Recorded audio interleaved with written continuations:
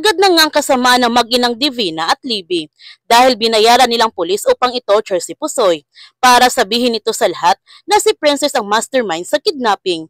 Pinagbantaan pa nila si Pusoy kung hindi niya sasabihin sa kanila ni Raymond na si Princess ang mastermind, papatay nila ang kanyang pamilya at ang anak nito. Dahil sa takot ni Pusoy, sinabi na nga niya na si Princess ang mastermind sa pagkidnap kay Libby. Dahil sa statement ni Pusoy, ito ang magiging ebidensya ng mga Cristobal para ipakulong si Princess.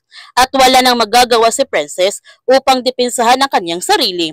Mukhang makukulong na nga ng tuluyan si Princess dahil sa kasinungalingan ni Libby. Habang si Xavier, pinuntahan niya si Libby sa ospital at humingi siya ng tawad dahil sa kanyang kapababayan nung naging sila pa. Kaya siya nagkaganito. Sinabihan ni Libby si Xavier na pwede pa siyang bumawi, maging sila ulit. Pumayag naman si Xavier na maging sila ulit ni Libby. Pero may isa siyang kondisyon. Sabihin niya sa lahat ng totoo na walang kinalaman si Princess sa pagkidnap sa kanya. Pumayag kaya si Libby nito? Yan ang ating abangan sa Prinsesa ng City Jail.